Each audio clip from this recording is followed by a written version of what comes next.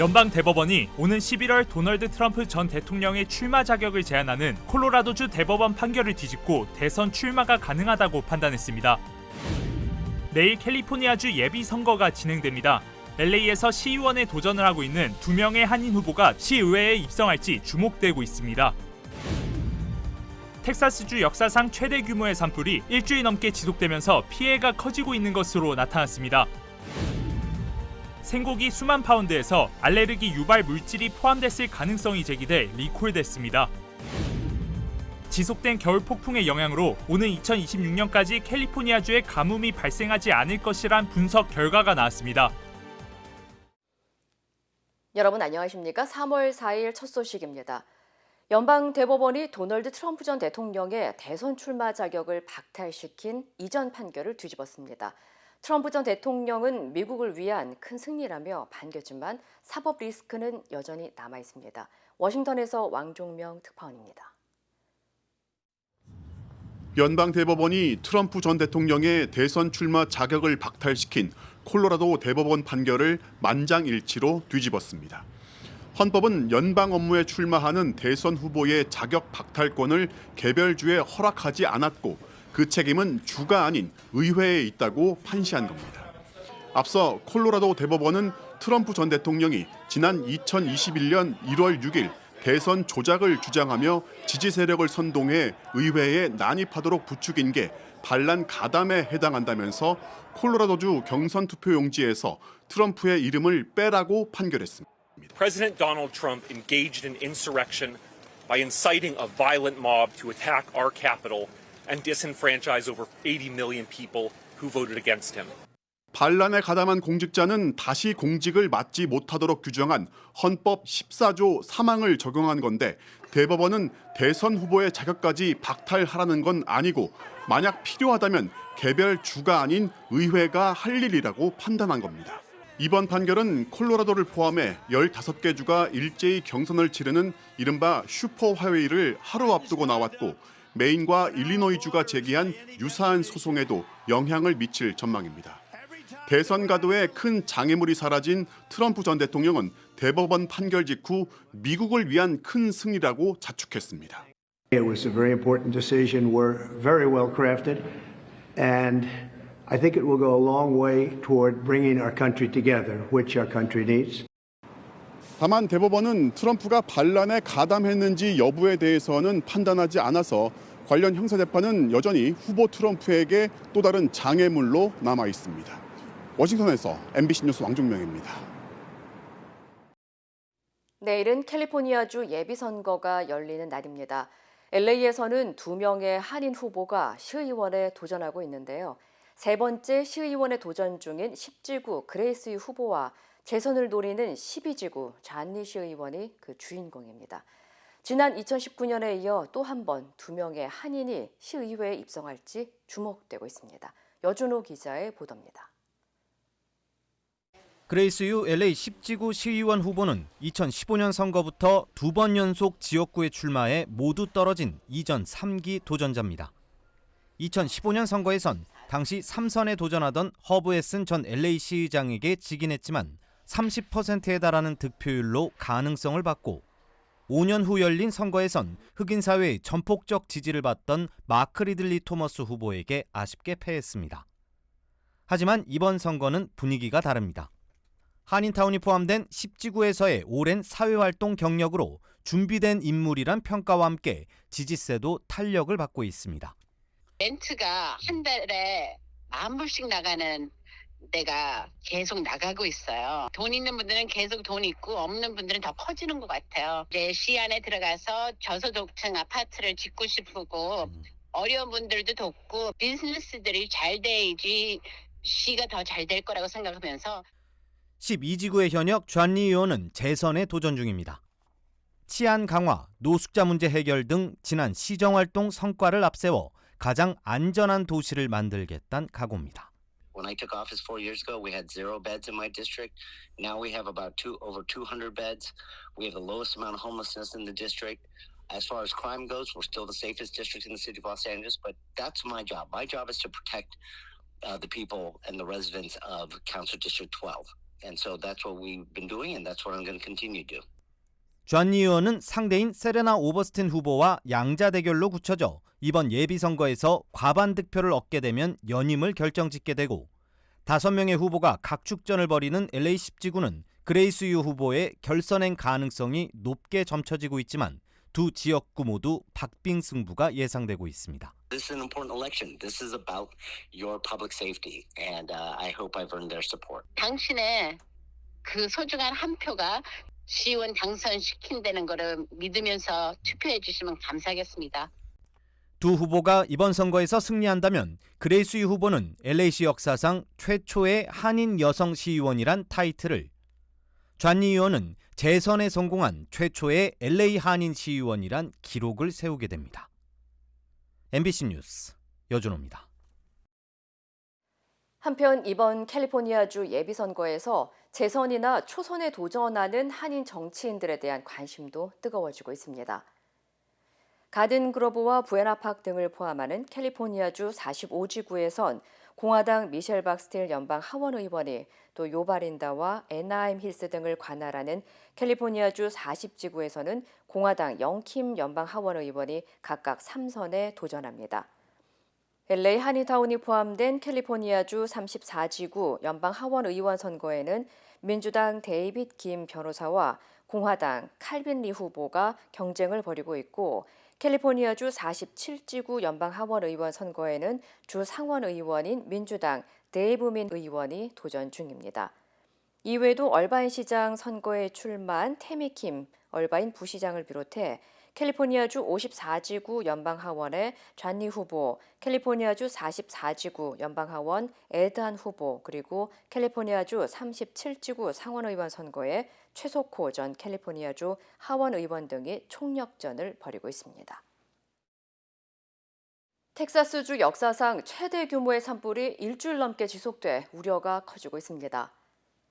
텍사스 산림국은 지난 26일부터 발생한 산불의 피해 면적이 현재 130만 에이커로 서울 면적의 7배 이상을 태우면서 미국 역사상 두 번째, 텍사스주 역사상 최대 규모의 산불로 기록됐다고 밝혔습니다.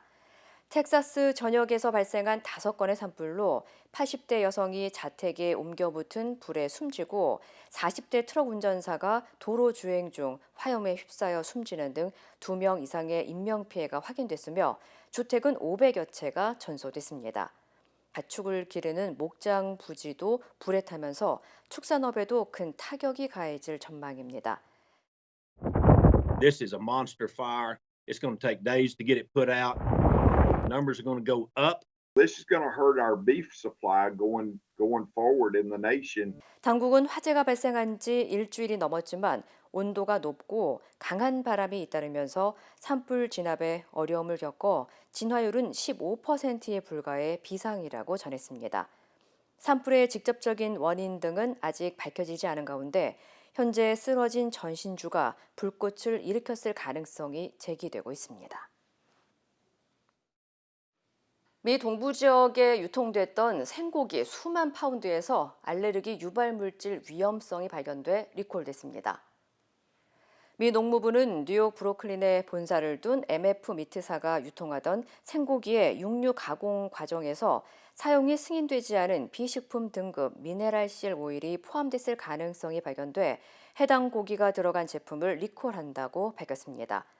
리콜 제품은 2023년 11월 26일부터 올해 2월 16일 사이 오하이오주와 뉴욕, 펜실베니아의 레스토랑으로 유통됐으며 이는 총 93,277파운드에 달합니다.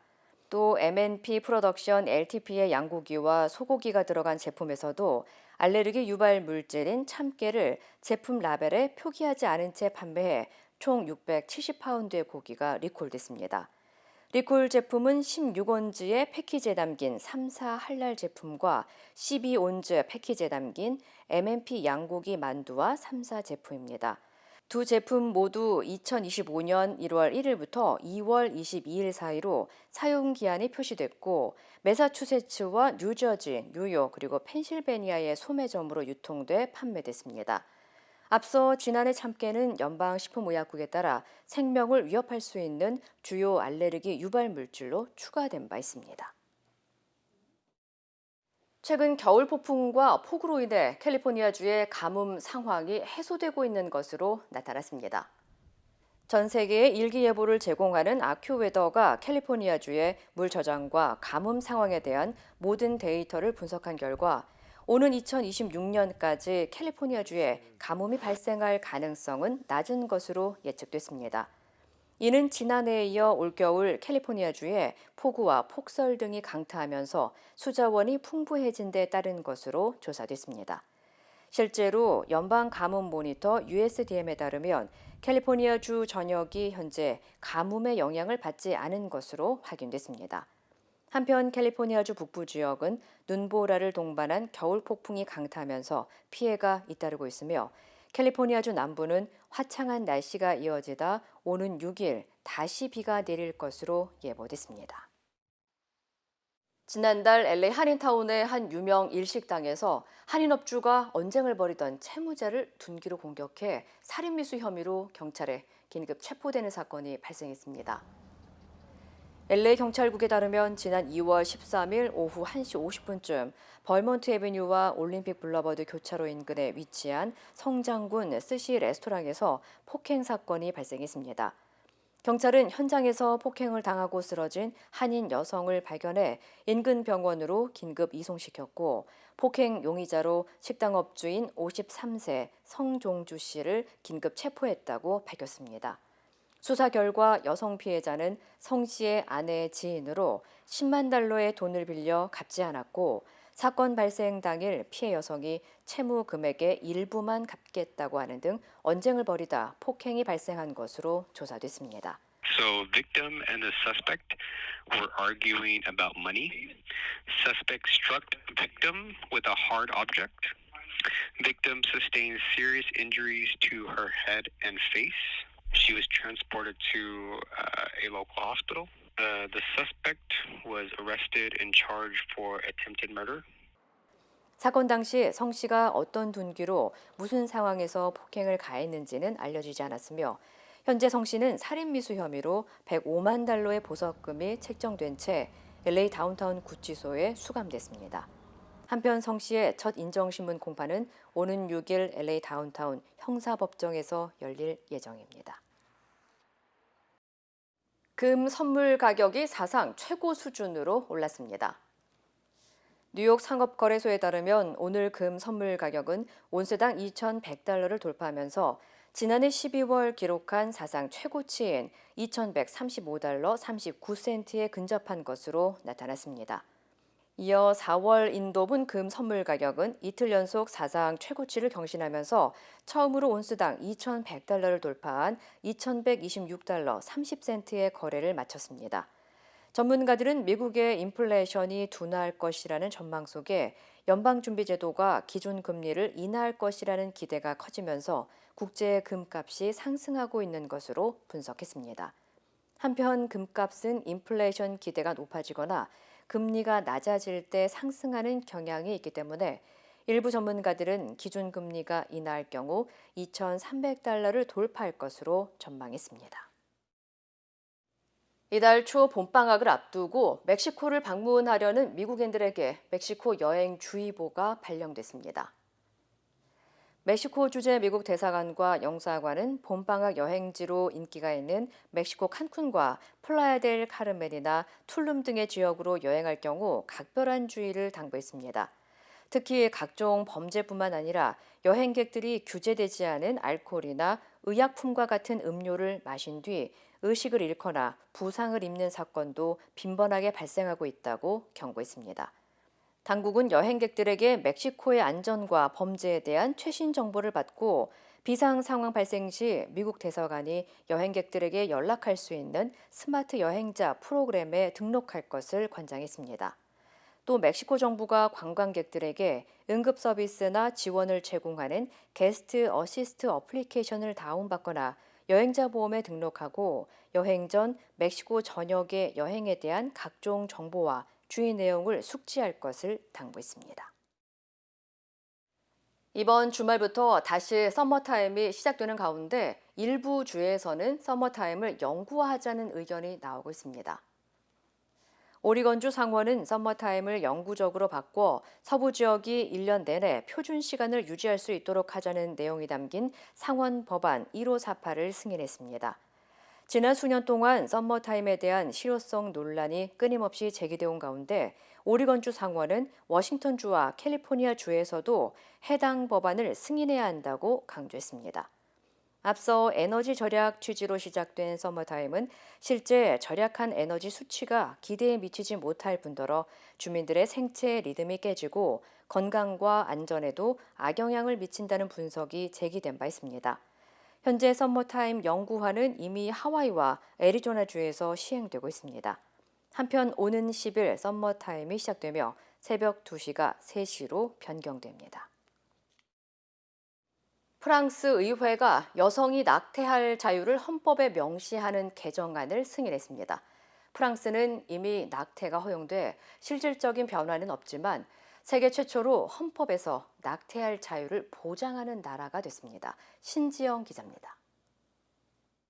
Pour l'adoption, 780. Contre, 72. 여성의 낙태할 자유를 명시한 헌법 개정안이 통과되자 의원들이 일제히 일어나 박수를 보냅니다.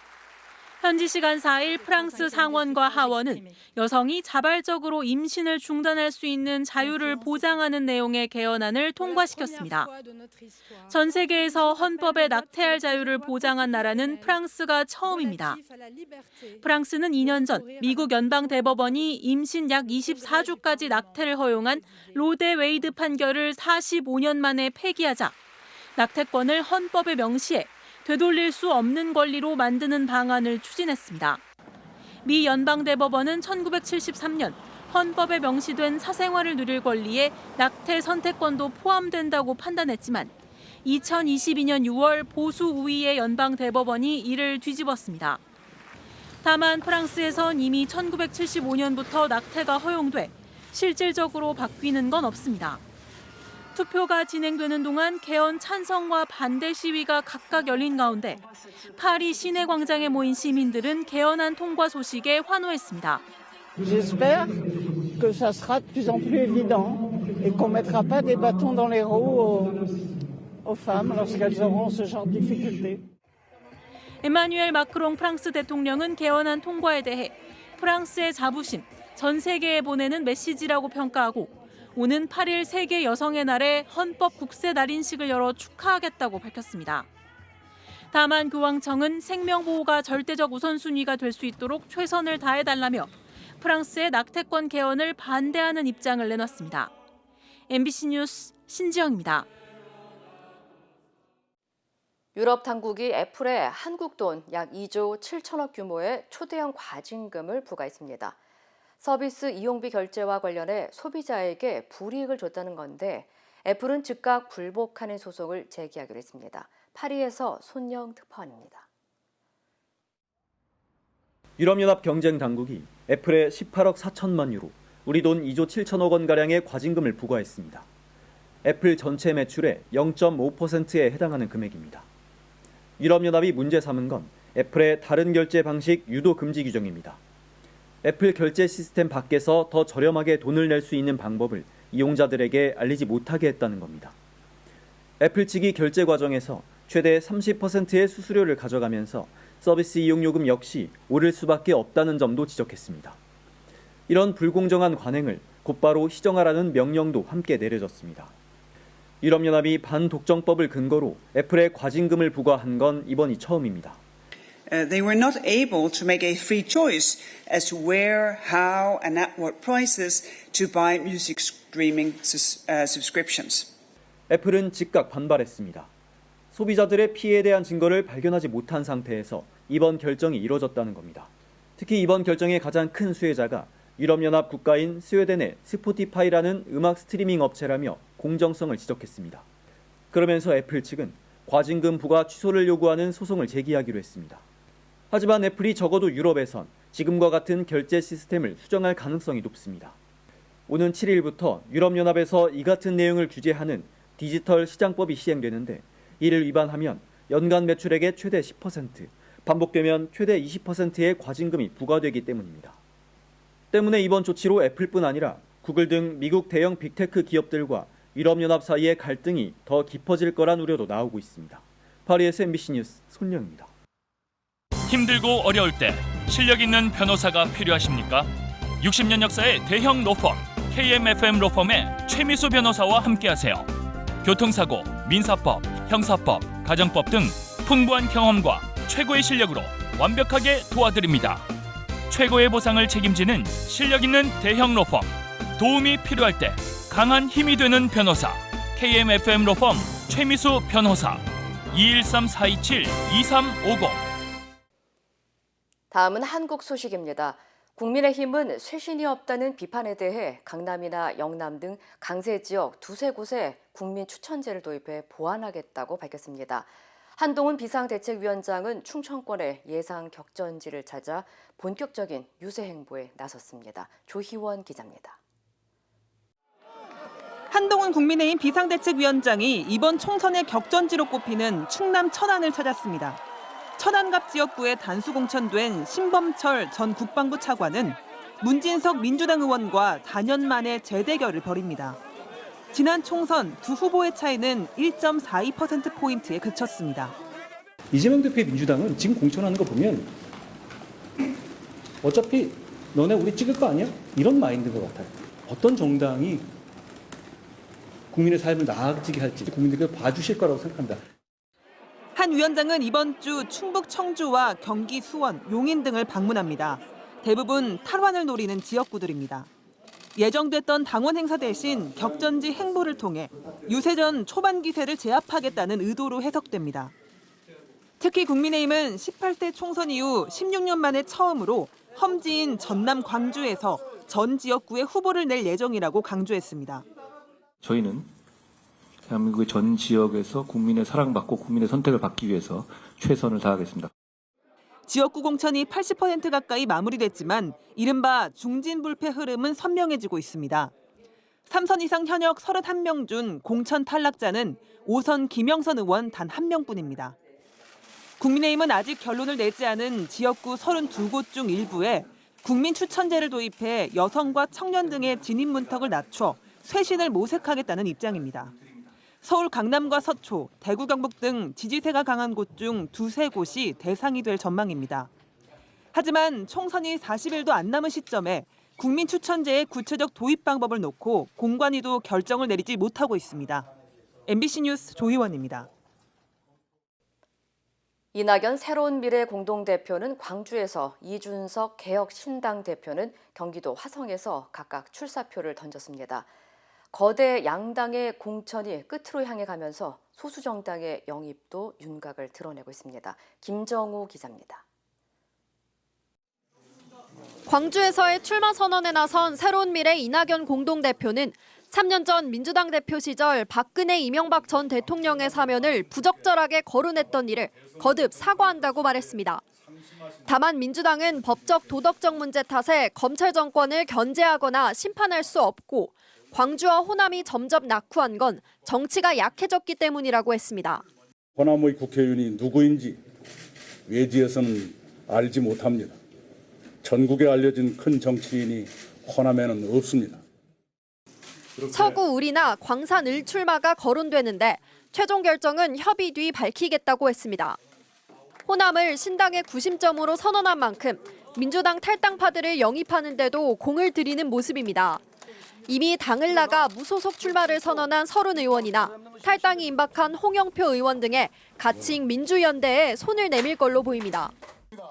국민의힘의 현역 불패 공천이 지속되면서 반사 이익을 기대하기 어려워진 개혁신당은 경기 남부의 신도시 지역을 집중 공략하고 있습니다. 이준석 대표는 직접 경기 화성을 지역구를 찾아 네 번째 총선 도전을 선언했습니다.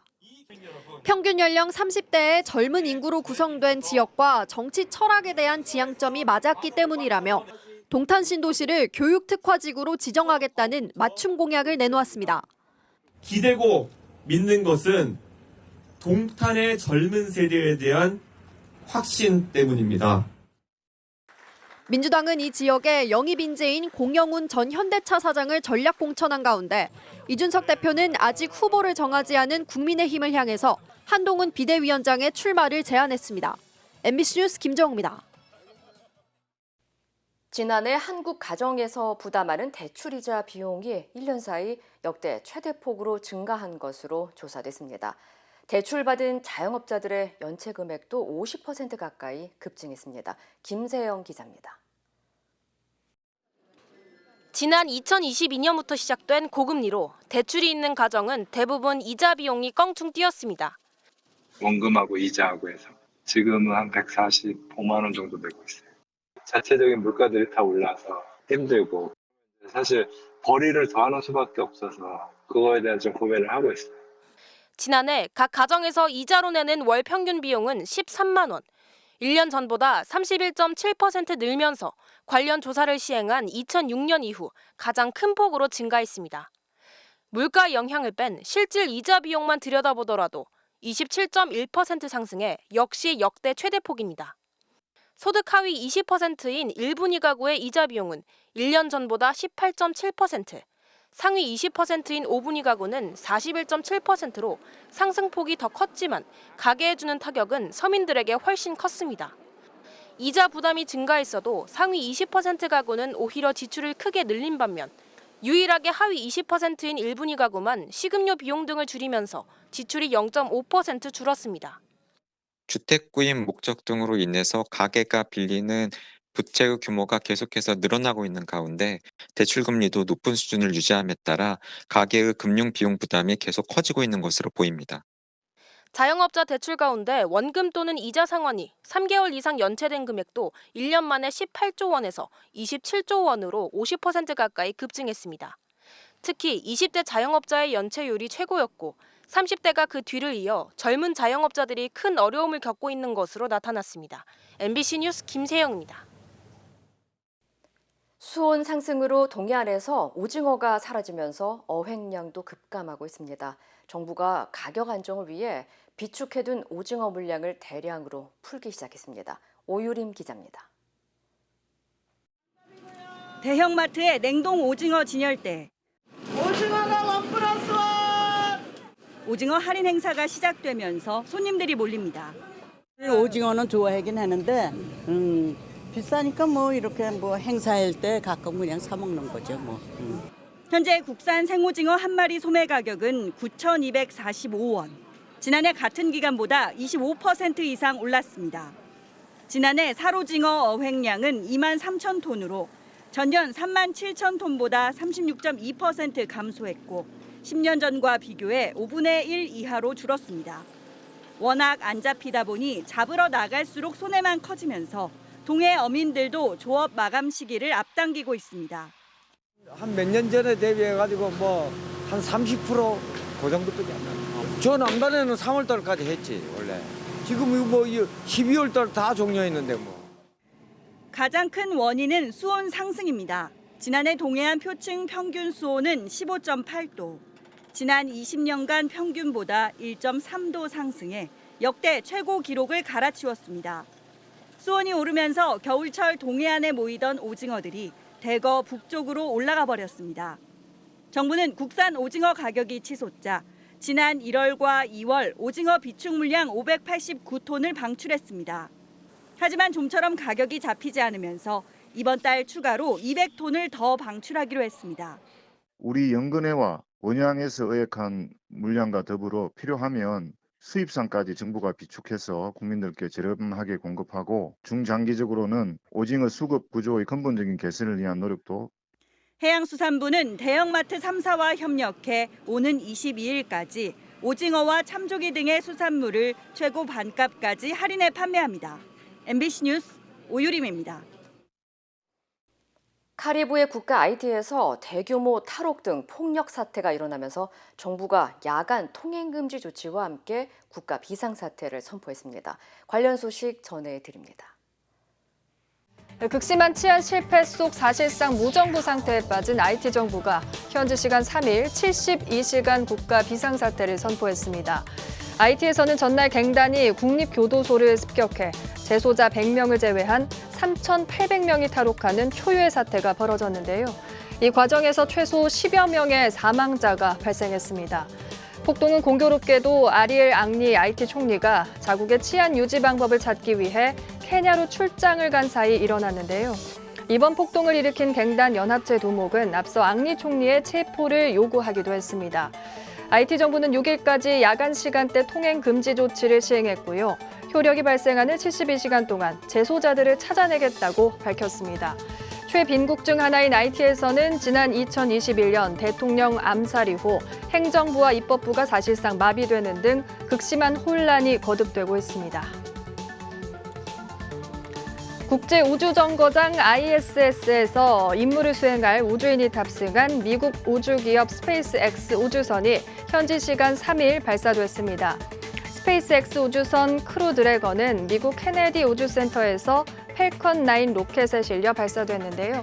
우주선에는 미국 우주인 3명과 러시아 우주인 1명이 탑승했고요. 지난 6개월간 ISS에서 임무를 수행한 우주인 4명과 교대하게 됩니다. 8번째로 나사의 ISS 임무를 수행할 크루 드래건은 오는 5일 새벽 3시쯤 ISS에 도킹할 예정인데요. 이들은 6개월 동안 미세 중력이 식물 성장에 미치는 영향 등 200건 이상의 과학 실험을 진행합니다. 미국의 역사적 인물을 유색 인종으로 바꿔 논란이 된 구글의 인공지능 서비스 제미나이에 이어 메타의 이미지 생성기에서도 비슷한 오류가 확인됐습니다. 메타의 AI 기반 서비스 이매진 위드 메타는 여러 명의 교황을 그려달라는 요청에 흑인 교황 이미지를 생성했고요. 미국 식민지 시대 사람들을 그려달라는 요청에도 아시아계 여성 이미지를 내놨는데요. 메타 측은 이에 관한 문의에 즉각 답변을 내놓지 않았습니다. 이 같은 오류는 생성형 AI의 편향성 논란을 피하고자 인종과 성별 다양성에 대한 장치를 과하게 적용한 결과로 보이는데요. 비슷한 오류를 일으킨 구글의 제미나이는 결국 이미지 생성 기능을 중단했습니다.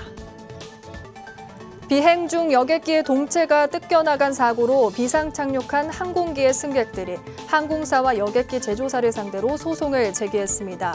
지난 1월 알래스카 항공 182편에 탔던 승객 3명은 알래스카 항공과 보잉사에 10억 달러, 우리 돈 약 1조 3천억 원 규모의 피해 보상과 징벌적 손해배상을 청구했는데요. 이들은 사고로 외상 후 스트레스와 물리적 상처를 입었으며 보잉과 알래스카 항공이 안전보다 이익을 우선시하면서 사고가 발생했다고 주장했습니다. 앞서 지난 1월 미국 포틀랜드 국제공항을 이륙한 알래스카 항공 1282편은 약 5,000m 상공을 날던 중 동체에 구멍이 나면서 승객 여러 명이 경상을 입었는데요. 사고기에 탑승한 다른 승객들도 별도의 집단 소송을 내고 책임을 묻겠다는 입장입니다. 거대한 돌덩이가 순식간에 도로를 덮치고 운행 중이었던 화물차는 돌에 맞아 전복되고 마는데요. 현지 시간 2일 페루 중부 산 마테오 지역에서 일어난 낙석 사고입니다. 앞서 가던 화물차는 형체를 알아보기 어려울 정도로 부서졌고 뒤이어가던 차량 앞으로도 커다란 돌이 떨어졌는데요. 다행히 인명피해는 발생하지 않았습니다. 페루 당국은 최근 이 지역에 내린 비 때문에 산사태가 발생한 것으로 보고 있습니다. 이 시각 세계였습니다.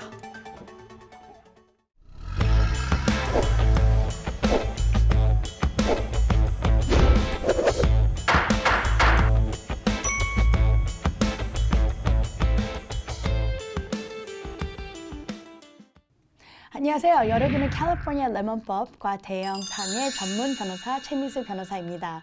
오늘은 우리가 여러분하고 같이 되게 특별한 우리 차 브랜드를 같이 얘기를 나누겠습니다. 그건 바로 많이는 안 타는 차, 많이는 안 보이는 차, 바로 Jeep 브랜드입니다. Jeep 브랜드는 주인이 FCA고 Jeep 종류는 4개예요. It's the Compass, Cherokee, Grand Cherokee and the Wrangler.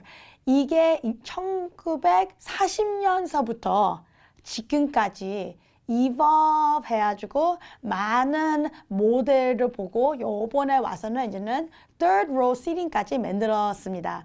한국 분들이 지프를 생각할 때는 adventure, 신나게 우리가 산까지 올라갈 수 있는 차로 봅니다. 그래갖고 많은 분들이 여기에 이제는 허비로 볼 때는 지프를 타는 종류가 많아요. 지프는 히스토리가 긴데 문제가 그 옛날서부터 지금까지 꾸준히 많기 때문에 Every year Consumer Report에는 딱 그 중간에 조금 밑으로 reliable than score를 받고 있습니다. 그래갖고 지프를 타는 소비자들은 많은 문제를 체험을 하고 있어요. 거기에 따라서 FCA 차 주인은 지프를 타는 분들한테 보상을 따라서 줄 수 있는 역할을 받고 있습니다. 그렇기 때문에 여러분도 지프를 탄다 하시면은 무슨 브랜드, 무슨 모델, 몇 년이 2015년까지도 괜찮게 보셨고 꼭 보상을 받을 수가 있습니다. 그러면은 지프에서 있는 제일 많은 문제가 뭐냐? 지프는 종류의 문제가 아주 조그만 것부터 아주 크게 있습니다. 심각한 문제까지 갈 때는 파워트레인의 이슈의 피니언이 뭐냐? 차가 갈 때 흔들릴 수 있는 느낌을 볼 수가 있다. 파워트레인을 갈 때 스티어링 휠의 디펙트를 느낄 수가 있다. 아니면은 전기의 컴포넌트의 일렉트릭 이슈가 malfunction이 될 수가 있다. 지프를 생각하면은 애드벤처를 생각을 할 수도 있지만 지프를 생각하면은 거기에 따라서 문제가 많이 발생이 될 수 있는 차로 볼 수가 있기 때문에 꼭 여러분도 지프 차를 탄다 하시면은 빨리 먼저 서비스 센터 들어가셔서 수리 기록을 만드세요. 수리 기록을 만든 지프는 무조건 보상을 받을 수가 있습니다. 왜냐하면 거기에 문제에 따라서 리커가 너무 많이 나온 상태이기 때문에 큰 보상을 받을 수가 있고 아니면 문제가 없었다, 리커만 있었다 해도 보상을 받을 수가 있습니다. 오늘도 여러분과 같이 1940년서부터 지금까지 있었던 히스토리에 되게 유명한 지프에 대해서 얘기를 나눴고 거기에 따라서 보상을 받을 수 있는 얘기를 했습니다. 여러분의 캘리포니아 레몬법과 대형상의 전문 변호사 최미수 변호사였습니다. 고맙습니다.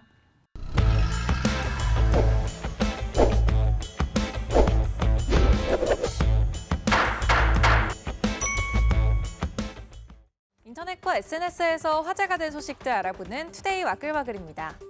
한 외국인 남성이 얼마 전 한국 경찰을 조롱하는 영상을 자신의 소셜미디어에 올려 비판을 받았는데요. 이외에도 여러 가지 종류의 사고를 치다가 결국 구속됐습니다. 자, 저 한국어 설명합니다. 나가세요. 선생님은 저희가 도와주세요. 지난달 19일 남아프리카 공화국 국적의 외국인 남성이 자신의 틱톡 계정에 올린 영상인데요. 실제로 아픈 곳이 없는데도 119에 신고를 해달라고 하는 등 버티며 경찰관의 얼굴을 무단 촬영했고요. 지구대에서 나가달라고 요청하는 경찰에게 상대방의 말을 무시할 때 사용하는 유행어인 니에니에를 반복하며 조롱했는데요. 이 남성은 지난 1일과 2일 서울의 한 식당에서 2차례에 걸쳐 9만 6천 원 상당의 술과 음식을 먹고 돈을 내지 않은 혐의를 받고 있는가 하면 지난달 16일엔 술에 취한 채 택시기사와 실랑이를 벌이기도 했는데요. 다음날 수갑을 찬 채 파출소에 앉아있는 모습을 SNS에 공개하며 동물처럼 묶여있다고 주장하는 영상을 올리기도 했습니다.